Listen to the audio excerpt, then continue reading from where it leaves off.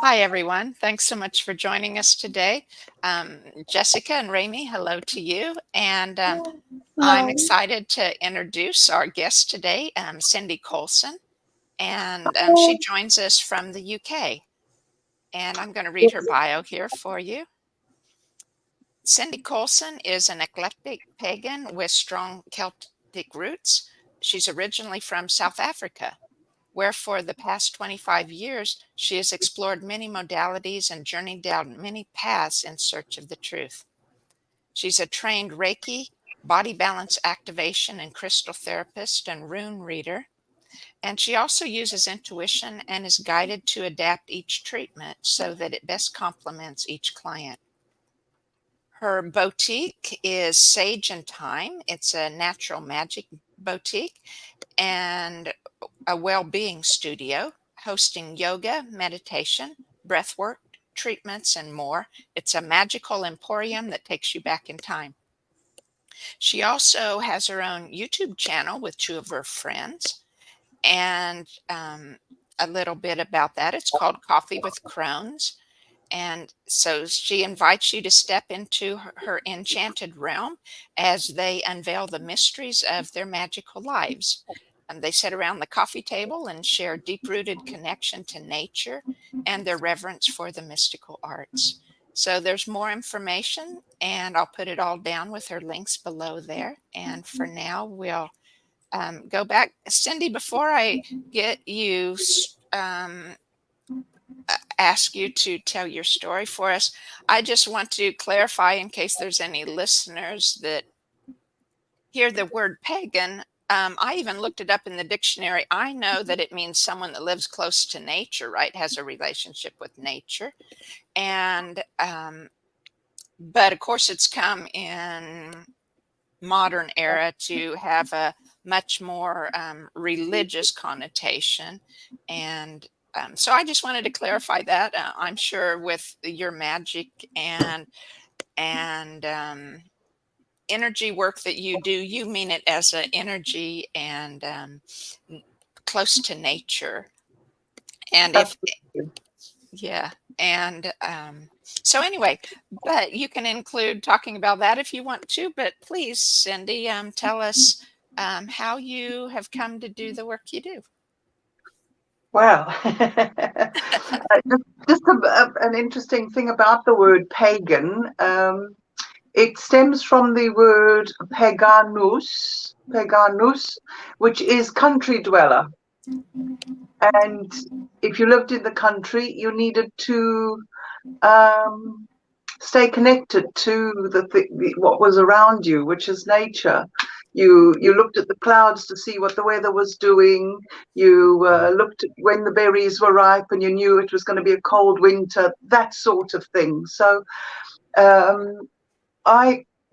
pagan is now an umbrella term for many other things. So under being pagan, you might find people who follow the Wicca tradition, the heathen tradition, and all sorts of other things. So pagan is sort of an umbrella term for anyone who follows a nature-based spiritual belief system, if that helps. Yeah, thank you so much. Yeah, I knew part of that, but I'm so glad that you shared that to give us a better understanding.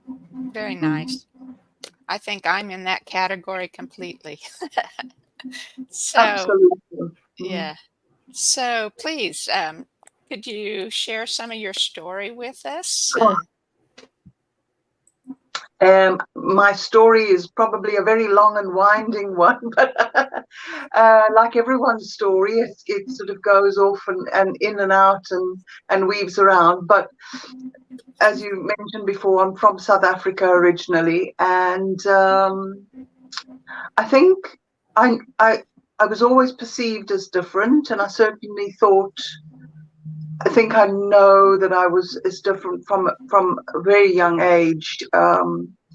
I was always grubbing in the dirt, you know, talking to the plants, talking to the animals, and you know, then you go through your teen years, don't you? And you all the hormones kick in, and you do the whole teenage thing, and you run around after boys for a while, and they get boring very quickly. So you find yourself back into nature again. And for me, it's always been about that connectivity between all living things, all living creatures. So I try, and I've got a lot of influence from one of my grandfathers was Buddhist. So I have I call myself eclectic, because a lot of the practices that he did, I probably have fallen into as well, or some of it's rubbed off. So there's a practice called ahimsa, which is harmlessness, which I try very hard to keep in mind when I'm dealing with things. Yeah, so sort of always known I was different. One of my good friends, actually, probably we were in our 40s, late 40s, and she said to me, "We always called you a witch anyway," she said. "I don't subscribe to labels. You can call me whatever you want to call me, type of thing. I just believe that because of the connectivity that we have, the true connectivity that we have, we are all everything all the time anyway. So I don't personally like to subscribe to labels, but because words are spelling is magic. So yeah, I'm pretty much one of those that will say, call me what you like. I know what I am anyway, and I am that essence, which is everything. And that sounds very conceited when it comes out of your mouth, but it isn't. It's actually quite humble, in that I am the dirt, I am the sky, I am particles of everything. So yeah. So I always knew I was different. I had lots of imaginary friends that I talked to as a child. I've always been a bit of a loner. I've always been the weirdo, the weird one. And I think the path to a healer, it moves on from that, because I believe that anyone who is a healer is in that position because they have had to do a lot of healing, or is currently doing a lot of, or it helps, being a healer helps them heal, if that makes sense. I don't know if you ladies resonate with that, but I believe that every time I am doing or working with energy with the intention of healing someone or something, I do believe that at the same time I'm healing parts of me, because I am you and you are me, and therefore if I'm healing you, I'm healing me. Does that make sense? Sure. Well, and I see it from the perspective, I work in the human biofield during sessions with clients. And so I'm very much aware that I am the biofield. I mean, because it contains all our memories. It contains our mind, really is in the biofield. And it's, so we overlap when we work together, even if it's by distance, by intention. You're here in my living room where I work, and we're very close. We're overlapping. So definitely the sound and the intentions are healing both of us. Yes. Yeah. Yeah. So yeah, I the healing portion of my journey was really just sort of, it just sort of flowed. I was going to a lady called Sophia Christie in South Africa, who does pretty much, she's like me, jack of all trades. She does a lot of different types of energy healing. And I started as part of her meditation group.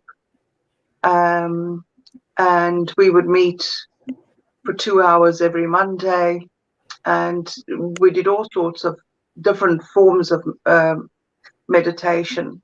But one night she said to me, "Cindy, you need to be doing more than this. There's more in store for you." And she was doing some Reiki training, and that's where I say that's where my foundation is. I trained with her in Reiki, and then in crystal therapy as well, crystal healing. And it just sort of evolved from there. I used to do all sorts of different things on my own anyway, and was always very in tune with energies in a room, energies of people. I've always been quite lucky in that I can almost see it. It's not like sort of a plant or something like that. It's not in your face, but if I sort of tune in, I can almost see energy, and it's really a difficult thing to describe. So I think I've always been. It's part of who I am, because I am energy and you are energy, so we are energy anyway. It's something that I did. I think when I was really small, I would pick up animals, and like even now, I can feel my hands are super hot. I need to release energy, and then I would pick up animals and hold animals, or hold different things, and the intention was always like a download of energy into the other thing. So I did that always. I can't even begin to think of when it started, because it was always what I did. And then the Reiki made sense, because that sort of fine-tuned it, or put it into some sort of program or order for me. And then since coming to the UK, I've trained again in something called body balance activation, which was developed. The founder is Tracy White, and she has the Energy Center in South Africa. But she traveled to the UK. She trained. There's 5 of us in the UK that are trained BBA, or body balance activation, and she developed it from her Reiki practices. So that's another whole interesting format for delivering energy healing, using accessing different energy, if that makes sense, or different forms of energy. And then it just continued. I've always loved crystals. Right now I'm sitting on the chair, and I've got a golden healer pulling in, and a smoky quartz pulling out. So forming a bit of a conduit, just to connect with the energies, and so on. So there's always this on my device that's filming. There's a big piece of shungite, getting all the waves, bashing them out of my way. And so yeah, I'm still currently actually training with crystal therapy, and I don't think you can ever complete your training with it, because there's so much to know. Just, it's like a rabbit hole once you go down into crystal training. But yeah, I'd like to start my own like crystal training academy is the hope that I'll be able to do that. Oh, very cool. Yeah. Very neat. Just to talk about crystals a little bit more, right before we started, I had mentioned to you that I was making a crystal grid in my garden. And so I drew it out as 2 infinity loops, and I'm setting it up. My husband and I are both Aquarius. And so both of them will be Aquarius stones, but then we have different moons. So I'm using those also. And so last night I was figuring out, well, which crystals would go in which hole and stuff. And then it was like, oh, but I have this one in another part of the house. So I grabbed it, and then it was like other things were wanting to go into it. And then so this morning I was holding each one and saying, okay, do you want to go outside or do you want to stay inside? And of course, if I have them outside, it's with the intention that they're always inside too, right? That energy covers the whole yard, which would cover our house too. And so it was like almost all of them wanted to go outside. It was like, whoop, my head turned to that'd be to the south, which would be outdoors. So it Yeah. was fun. So a wide Do variety of you crystals. do you dig up the crystals after the season? I'm not going to. I wanted to make it practical.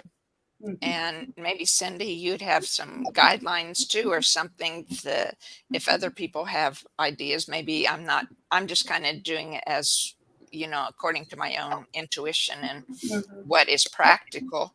But I'm leaving them what I'm doing. So I dug a fairly shallow hole, and then I put sand in the bottom for drainage, and then I'll push the crystals so they're into the sand. And then what I'm doing is pouring concrete cover over it, because concrete also, as a natural porous material, it'll transfer the energies. And so then I'm going to draw the infinity loops on top of the concrete while it's wet. And then in the center, I'm going to stick a copper pole to help, pull up the energies from the crystals, as well as bring in the energy from the atmosphere into them. So, but I'm just going to leave it because I have so much garden work to do. I just want to have it there all year round to make use of the energy. So I don't know. You have any thoughts on that, Cindy? Or Yeah, Ramy, it sounds really interesting, because I think the wonderful thing about energy work and healing and all of that is that we just go with the flow, just follow what feels right in the moment. I tend to, we've got the celebration of Lunasa or Lamas on the 1st of August. And I plan to a certain degree, and then the rest I just find flows. And I think there's an absolute beauty in the freedom that is, you know what I mean? With crystal gridding and that, I've got different grids. I don't have them anywhere close by that I can show you, but like I will use a lot of the flower of life, for instance, because I'm about that connection and that connectivity, and that we all stem from this and that. And so I use a lot of that grid. And I tend to, sometimes I don't even plan when I'm going to do it. It'll just be all of a sudden, out of the blue. I might be doing something completely different, and it'll just strike me. Oh, you're going to build a grid. Oh, right. And I just haul all sorts in, and there might be some flowers on the grid. There might be crystals on the grid. There might be some bones. I'm one of those people who, if I find some poor being, that's sort of creature that's perished, and there's a couple of bones to be had, I'll come and collect them. I'm looking at the moment at my desk, because I'm making a mobile out of bones, and in honor of that creature that lived, you know what I mean? To me, it's not macabre. It's a celebration of the cycle of life. And remember that we are bones. We are a bag of bones. So there's feathers and bones and all sorts. But with gridding, a lot of people make beautiful, beautiful sort of mandala-like grids. I tend to just go where it takes me. And that sounds really, really interesting, because you've got all the aspects, you know, together there with the crystals underneath the ground. I wouldn't have thought of pouring concrete on it, but again, you want to making your infinity symbol in there. I might even press, if I were you, maybe press some sort of imprints of maybe your hands in there, or your feet, you know, just really personalize it, and Okay. some fern leaves or something. And I probably, but everyone says I'm a bit special and I'm a bit OTT, but I would probably put crystals in the top as well, sort of, so that they out to the light as well. but I believe that everything we do is right. There's no right and wrong. You know what I mean? I do believe that when we're working instinctively and we're working with a positive intention, there's absolutely no wrongs. It's all about intention, and magic is the same. It stems from the intention. A lot of people come in, customers in the shop, well, I'm scared to do this because I'm worried it could go wrong. And then I say, well, if it comes from there, it can't go wrong. You know what I mean? If it's from your heart and the intention is positive, there's no ways it can go wrong. It's true. Yeah, that's beautiful. Yeah, I like the idea of pressing some crystals in the top too, in the concrete. I might do that. I'll see how it lays out. I really put it concrete over the top because my husband does the mowing. I wanted it to be easy for him and wouldn't have to worry about messing it up. So I think he'll be able to mow around it without removing the copper pole. But if he can't, all he would have to do is pull it up, run the mower, push the pole back in. And Yeah. so I have 13 crystal points, like four petals to a flower basically, and then the center. So, yeah. And are you placing the points all going around in an, or you're placing them pointing upwards? well, I don't know exactly what you meant by around or upward. I have as accurate as I could with I didn't use a compass or anything, but just doing eyeballing it, doing north, south, east, west. And then I was kind of doing crystals at the tips of each flower, and of course one in the center, and then at the fullness. So like the midpoint of each of the petals. Right. Yeah. Does that answer your question? Yeah. Lovely. So anyway, could you tell us more about the body balance? Did I say that right? Body balance activation. So Tracy White, who it's also like weird how I came to be a body balance activation therapist.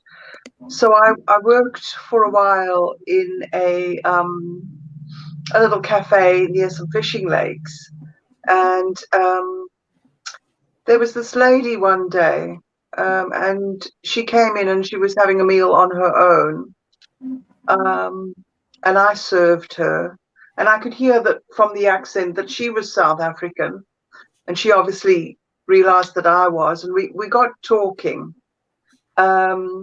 Anyway, it transpired beautifully that we formed a friendship, and it's her sister who is the body balance activation founder, and she told me about this, and I said, oh, I did Reiki and I did crystal therapy, and she said, would I like to experience it? So off I went to her house one evening after work, and she did this treatment, and how it differs from Reiki is a lot of it is spoken. So we speak the intention, whereas with Reiki, we sort of switch it on and just let it flow, and we're guided to do various things during the practice. This is very, very specific, and it is like an energy dance, or it feels that way to me anyway.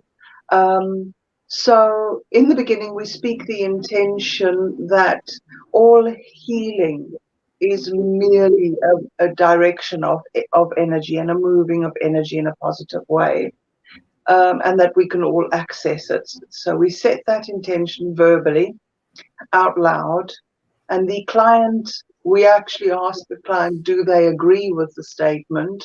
And they say yes, because they're there at the treatment.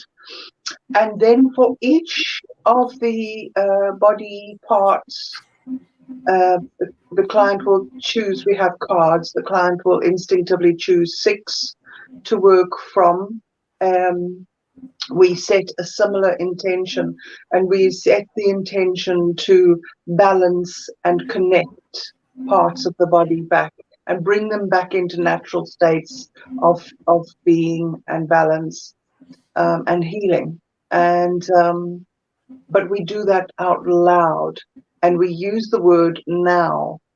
And when Tracy developed this this healing method, she did so in a very clever way. The words that we speak are numerologic. I can't get the word out. Are like in numerology, they add up to certain numbers. So right. In the beginning, we also open a portal called the Portal of Lashar, and we open a template, a body template, which is a pentagram on the body. And the words we speak at the beginning are very specific, and the 3 words we go is now we begin. And if you add those letters up, it is a 9. So it's almost as if we finished as we started. It's already complete. And then at the end of the session, we say we are complete. But all during the session, you are bringing systems and body parts into balance, and you're saying, you're using the word now. We say, we're bringing this into balance now. So that it makes it really as if it's already happening. So it's really about positive affirmation, and putting it into the system at that point. She developed 5 different levels, so also working from the physical body, emotional body, and up into higher templates. So it's quite a complex system, but when you learn it and you carry out the movements and the hand movements over the body, it's like a beautiful dance. It's just you can get sort of lost in the healing with just the different movements and how you move around the body. And then at the end of the session, we close, as I say, we close that template in the sort of reverse. I'm not always good with the English words. Reverse directions. So in the beginning, we open it, and then we reverse those directions or hand postures to close the template, seal it in, and end the healing. So it's like an elevated Reiki session, shall I say. And you can find out more about it. I mean, she's got a wonderful website that explains all her thinking processes of how she developed it. There's a lot of information on body balance activation. And clients in particular say they see the most beautiful colors. It's a very visual sort of, they get a lot of visual feedback when they are sort of lying down there receiving the healing. And there's only about, out of the hour, there's only about 20 minutes where you don't talk out loud. It's all very calm, but everything is, I heal this now, and you're speaking the intention of healing out aloud all the time. Oh, that's neat and very interesting. Yeah. Do you do it by distance, or have you just done it in person? You can, like with Reiki, you can do it with distance. I haven't actually done body balance myself distance. I do a lot of my Reiki sessions and my crystal sessions I do distance, but the body balance I haven't done so much distance, although it is absolutely possible to do. I just haven't done it, not for any specific reason. Mm-hmm. Yeah. Well, Jessica and Rami, you have any questions for Cindy or thoughts about?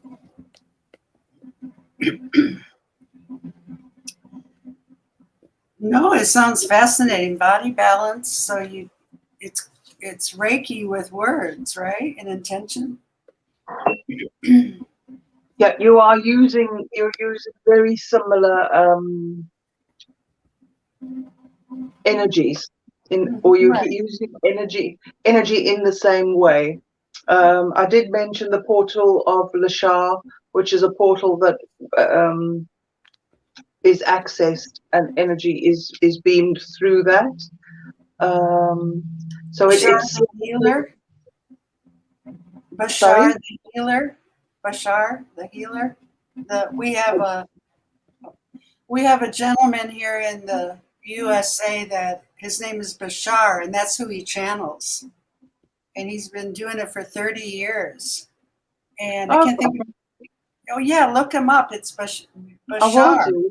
Yeah. Yeah. And he's been channeling for 30 years, and he's always on webinars, and he has his own channel, I think, on YouTube. But yeah, that's what he does. So there Yeah. you go. Yeah. Yeah. She Tracy, when she was putting this together, this is what she channeled, the Ah, this portal of Lashar and getting the energy through there. So although it's very similar to Reiki, it's, right. I would say, slightly, it's from a different source. Or Right. Yeah. no, it can't be from a different source because all energy is energy. So it's Right. difficult to describe. Do you know what I mean? But Yeah. Yeah. Yeah. Well, this portal. yeah. Yeah. And it's focused on Bashar. Yes. Yeah. Yeah. Yeah. I guess we could do that with any Reiki session. Yeah. Yeah, I You mean, could. I could take Metatron since I love him Absolutely. and just Absolutely. invite him in and see how powerful that would be. That would be good. Yeah. Huh. Interesting. I might try that. I was curious. You'd said you lay a pentagram or grid or something on the person, or have them lay on it. Is there a I guess just going to numerology, I just kind of dabble in a lot of things. Like I dabble in crystals and I dabble in numerology, trying to just have the basic information about it. And but so is it, say perhaps that'd be 5, right? A pentagram, is that for change? 5 points. 5 is about movement and change. So numerology is 5, movement and change. But the pentagram is obviously, we don't lay them on it, whatever. We touch points in the body. So you've got your 2 hands and your 2 feet and your top of your head. Oh, So would be a we're opening, pentagram. Okay.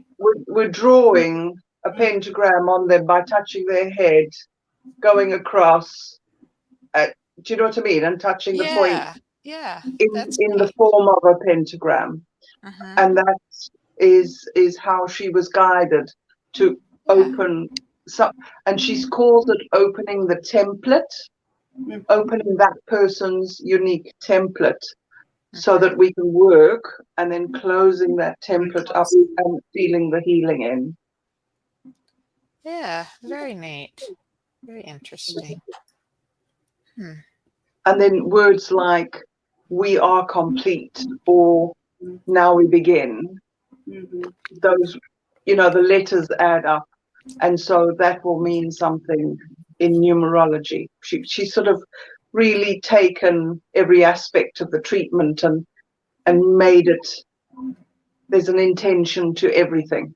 There's an intention to all the words spoken and everything. So it's like I say, it's a very prescriptive format that you follow, but that sometimes, even for someone like me who's really intuitive, when they're doing a session, it's sometimes so nice because it's so guided that you just sort of, you can almost go into a little trancey sort of state, just because you know what comes next, And it flows really, really beautifully. It does feel like a lovely dance. Well, very cool. Yeah, I hadn't heard of that before. It sounds really nice. Like I said, there's only 5 of us in the UK that are practitioners of this. But do look her up. She's Tracy White of the Energy Healing Centre in South Africa. Okay, I'm gonna write that down, Tracy White. And this, if you want to, anyway. I had a question. You said you had just been out in your garden this morning. What's your favorite part of your garden? Oh, so straight away, the fish pond. I have a tiny little fish pond in the front, and I guess it must be something to do with the fact that I'm Piscean, but I can watch fish all day. I absolutely, my little highlight of the day is going down and sprinkling the food there, and they're so used to me doing it, they just swim around. I can sit and watch the fish for ages. I do find a lot, it's like a little meditation. It's like a meditation just watching them. But saying that, I love my garden. I can't even express how much it's the first thing I do in the morning is, okay, I have to give Paul a sort of a good morning kiss, and then I'm out. And it's just, where there's green, there's joy for me. I know everything that's about to come into bud. I know everything that's about to blossom. I know everything that's about to seed. I know each and every one and what they're up to. Yeah, it's just, it's such a creative outlet, and it's in my 30s I discovered that growth and change are what ignite that spark, that kundalini sparky energy within me. Is if I can grow something, or if I can change something for the better, that gives me the buzz, that gives me my joy. And the garden is the best place for that. Even in South Africa, I had a farm which in square meters was like about 6,000 square meters. So like more of a small holding. And I grew my own food. And when I moved in, the trees, it hadn't been lived in for over a year. So it was in a state. The soil was terrible. And I worked every square meter of that place till it was like amazing. And that's what I like to do, is create little areas. It's like sacred space, you know, little sacred areas within a garden. The whole world is your temple, but you can have little special bits in it. I think the pond to me is a little special area where I can just sit and be with my thoughts and be with myself, and it's, even though I live on quite a busy road out front, it just calms me. Yeah, very nice. Very nice. My garden this year is every year is different, right, in a garden, because the weather's different and the plants have grown, and so it's always experimentation in some way, or creating, seeing what you're creating this year. We've had, I'm not complaining about it, we've had so much rain this spring, so much more than we usually do. But on the other hand, there is many more weeds in the garden, right?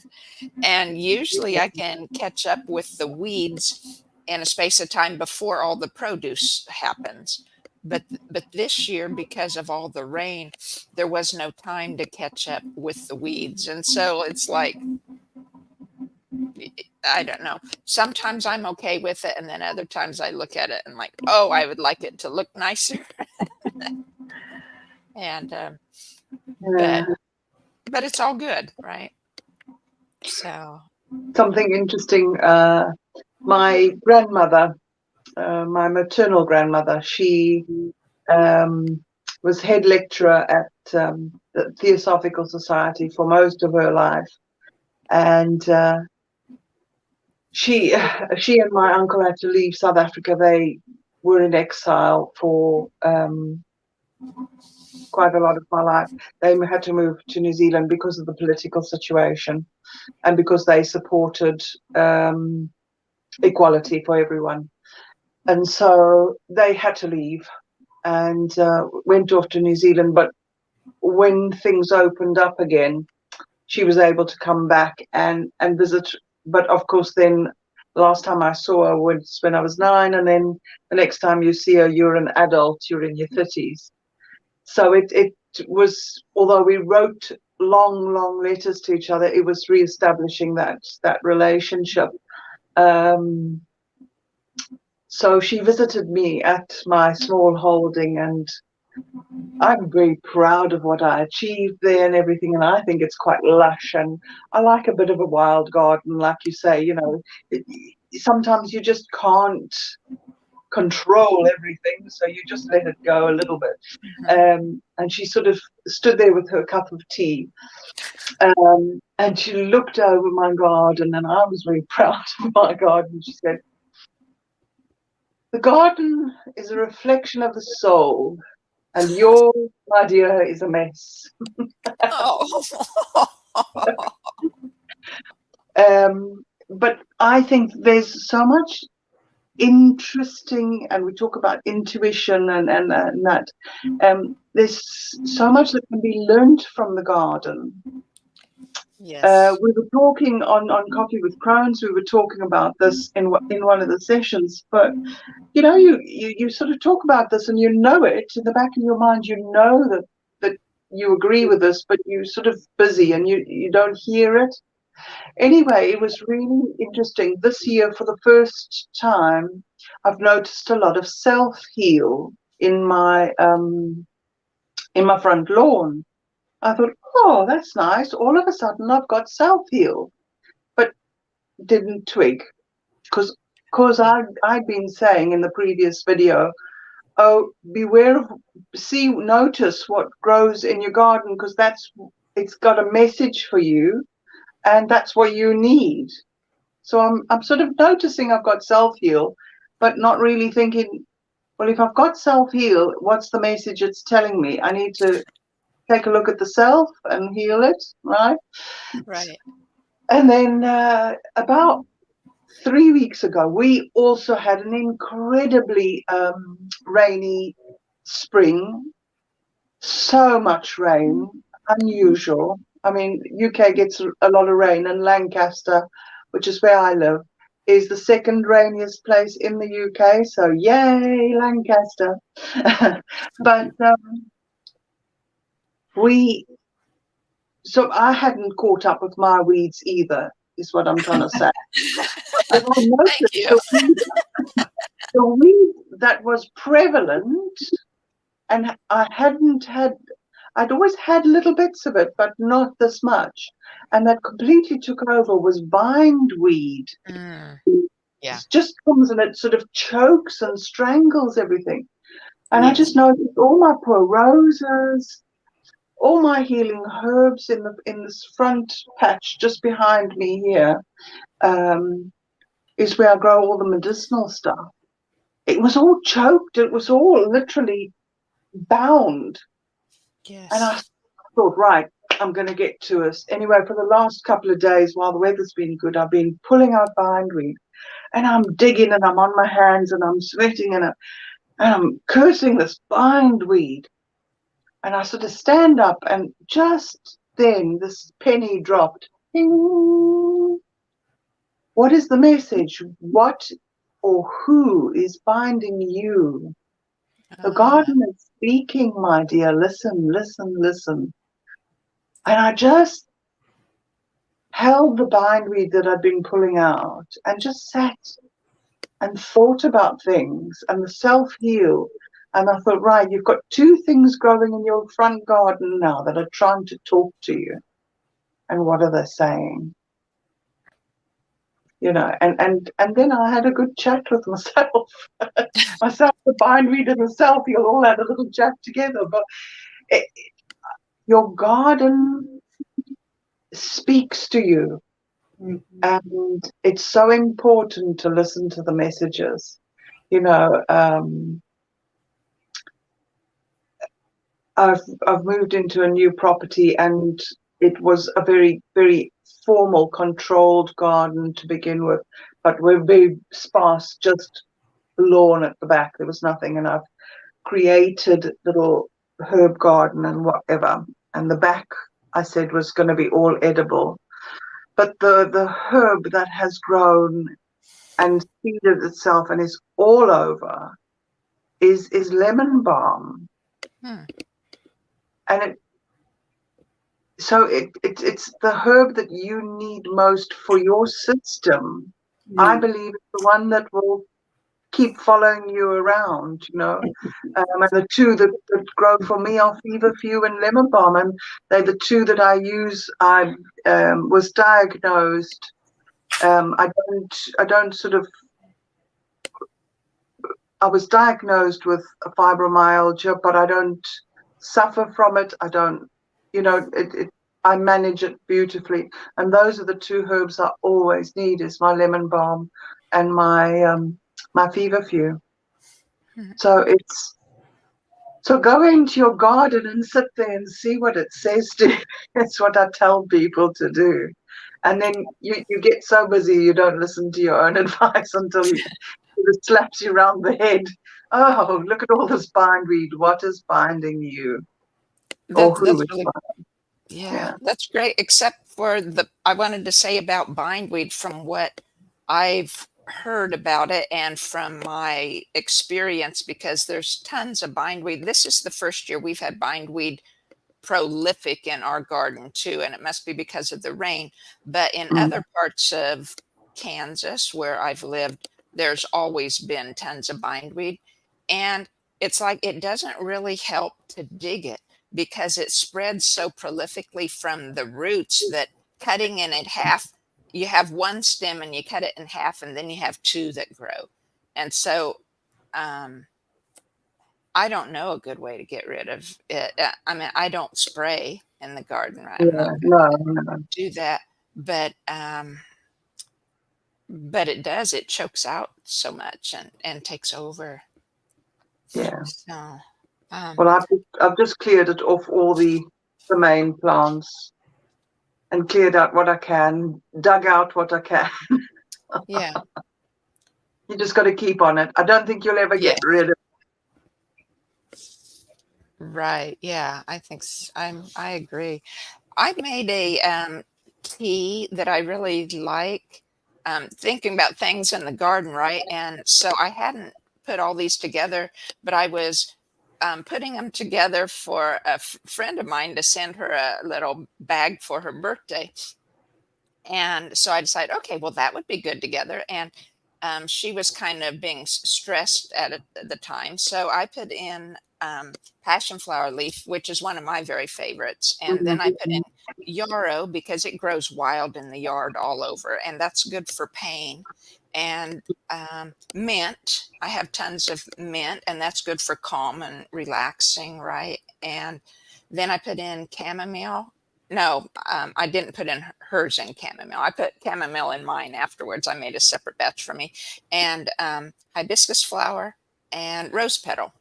And my husband and I just love it. We've been having it every evening at bedtime, and it's just lovely tea.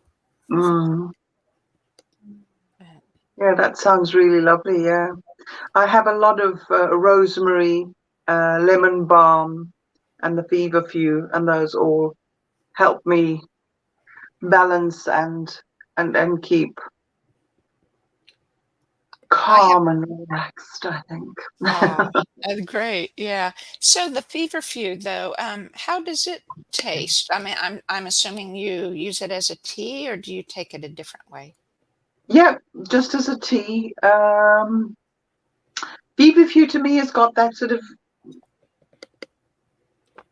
it's not pleasant, and that's why I blend other things into it. The lemon balm seems to override it and mask it, but it's just quite a green, earthy. It doesn't taste like most herbs, if you know what I mean. Herbs can be aromatic, they can be fragrant, they can be citrusy. So you've got all those different things going on. It's not. It tastes like it smells. It's quite. I don't know how to describe it. It's Bitter? Is it bitter? it's like that pungent, bitter sort of taste, and it just tastes like you're drinking green plant. Really, it hasn't got a. To me. Other people might experience it differently, but to me, I don't think I like the taste very much. But it has phenomenal benefits, so I whack a lot of that in. It is really brilliant for that. Another one I use for muscle relaxant, because my muscles tend to get inflamed and into quite a lot of spasm most of the time, is bergamot. Beautiful, beautiful antispasmodic, lovely, relaxing tonic. That's interesting. It's got that slight citrusy. You know, they use bergamot in the Earl Grey tea. Okay. It's that lovely taste to it. And that's not as citrusy as your lemon balm, but I do love lemon balm. It's just a beautiful, beautiful herb, and it just keeps giving and giving. I mean, I've got it growing everywhere in the back, and the bees love it. They're on at the moment. The bees are on the borage, and the lemon balm, and the oregano is just coming into bloom. And when that blooms, the bees are just everywhere. So, yeah. Sounds great. Yeah. I was wondering, too, if you could tell us more about your boutique. I've seen pictures. I've watched several of your podcasts, right, of your Coffee with Crohn's. And in some of them, you give glimpses of your business. At least I'm assuming it's your store, and Yeah. it looks lovely. Could you tell us more about it?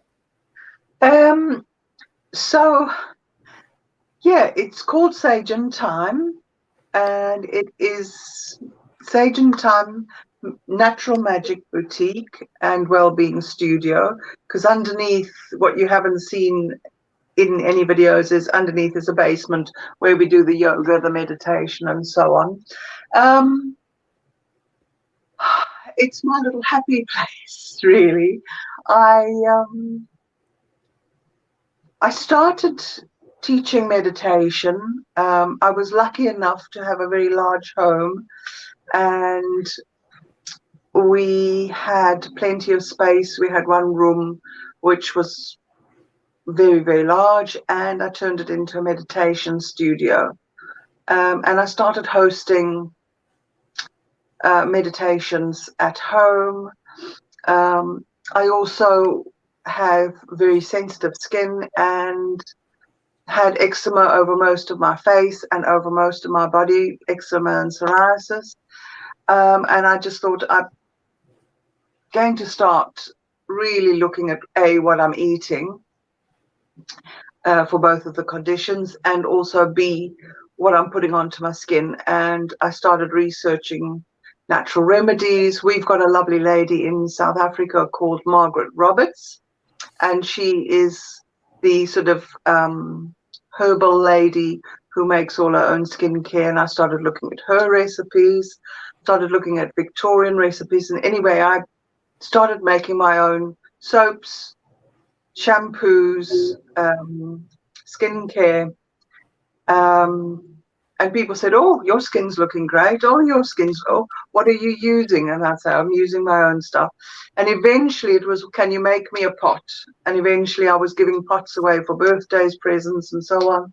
Then I was having a stall, and was living in Lancaster, and a friend said to me, "Oh, I've got just the right place for us to have a shop." And that's how it started, really. I now have a full wall of all my lotions and potions, including my tea blends. I do lots of different blends. So we've got moon time mama for when you're on your moon time, and when you, if you struggle from PMT, and you know, you have a lot of pain during your cycles. We've got Meno tea for when you're going through menopause. We've got, so I do all sorts of blends, and we've got a whole wall of products and things now. I make all the soaps, the hair shampoos, and everything is as natural as possible. My skincare creams are based on an old Victorian recipe, with when you take an infusion and a water infusion and an oil infusion, and you combine the two at the right temperature, you get a phenomenal cream with that. And my what I use to set things is beeswax, and I've got a friend who's got a hive, so I literally get the beeswax in these big chunks from her hive. So yeah, just really, really love. It's another way of expressing my creativity. I make all the candles for the shop, all the pagan paraphernalia, like I call it. So wands and staves and little bath time rituals I put together. It's my little bliss. Oh, beautiful. Yeah. And I do sell quite a lot of crystals as well, obviously being a crystal therapist. When I moved to Lancaster, there wasn't any place at all selling crystals or anything holistic. Wow.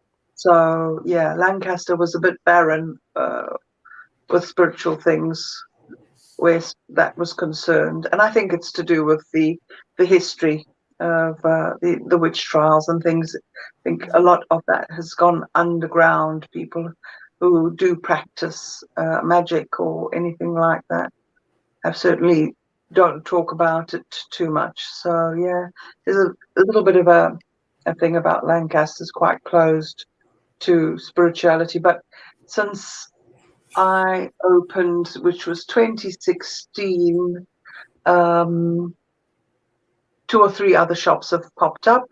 Some of them have closed again, and then now recently in the last week, another little shop has opened up. So I've yet to go and introduce myself and go, "Hello, hi," and see what she's selling as well. But yeah, it's Lancaster's a really interesting place, and I love being my shop is, you have to walk up quite a steep hill to get to it. It is the route the witches were walked up that road when they were on the way to their hanging. So the pub where they had their last pint before they went off to be hung is a couple of blocks down from me. You walk up this nice hill, and then just further up where I had my original house in Lancaster was where they call the hanging field, where the witches were hung. Yeah. That's so sad. Wow. It's part of our history, you know, and how, go back to my big thing is, I always say knowledge is power. Knowledge is power. And when you don't know or you don't understand something, that you become fearful of it. And I think that was just, it was really sad that people were so fearful of what they didn't understand. Well, and from what I had read, I don't know if this is, I can't say it's true or not. It's just things that I've read that really it was at the time when the Protestant churches were more on the rise, and so the Catholic Church chose the persecution of witches or energy workers and things, right, as a way to draw people more into their side. So if that's true, they would have encouraged all that fear, right? Yeah. So, Yeah, absolutely. so Like I say, I don't, it's awful, absolutely awful. And we're so blessed and lucky to live in this time where it isn't that much of an issue. Or I know that it is an issue in some places still, but I feel quite blessed to be in Lancaster, where there's all this history, and to be open about my practices, and to be who I am and do whatever I fancy doing. I'll walk down the street with feathers tucked into my hair and symbols drawn on my face. I really am a bit special. My friends have a good laugh, because I might wake up one morning and decide, well, I love different color mascaras, and then I'll go, oh, I'll just do my eyebrows with the blue mascara or the purple mascara or the green mascara, and then I might draw on my forehead with an eyeliner, and I just think, do you know what? Let's just let everyone just be, and just celebrate everyone's uniqueness. yeah, beautiful. So yeah, I'm really blessed to live in Lancaster at this time. I may have had another lifetime in Lancaster where I wasn't so lucky. So. Yeah. Well, that thought had come to me not about you, but about me, because when you were talking about that and the hill and the pub and the hanging grounds, it was like, I was real happy before, and all of a sudden this heavy anger settled on me and stuff. And I thought, whoa, now I haven't felt that before in reading or hearing or talking about, that part of our history. And so I was wondering, wow, well, maybe that had to do because you were talking about specifics in Lancaster, and I was connected or with someone who had been there or had been myself. However, all of that works, right, in the spiritual world. Interesting. Something to investigate. Yeah, maybe so. Rainey, did you hear that? What was it? Something to investigate. I When we will. work together again. Yeah, I will. We'll see. So I think we've kind of reached our end of our time here that we usually do. So Cindy, is there any other last thought you want to leave with people, or with your website or your store address, or anything you'd like to leave? You can find me at Coffee with Crones on YouTube, and then on Facebook we are Sage Time Boutique on Facebook and Instagram. But what I'd like to leave you with, which is what my granny leaves me with, another one of her quotes is to trust life. You are doing exactly what you're supposed to doing every single moment at any given time. So just trust life. That's beautiful. Thank you. And thank you so much for being here, Cindy. And thank you for having me. I've enjoyed it. I was very nervous to sort of sit here and talk and think, oh, what have I got to say? And especially with the tech, I was like, oh my goodness, setting everything up. But yeah, I hope that's been enjoyable for you guys as well. I've enjoyed chatting to you. We'll have to have you on Coffee with Crones sometime. Oh, I'd love to. Yeah, that would be great. That would be great. Yeah, I've so much enjoyed having you here, and I'll just thank you everyone for watching. And if you have want to check out Cindy's boutique and Cindy's Coffee with Crones, I hope you do so. I've enjoyed those too. And so we'll see y'all next week. Bye. Bye.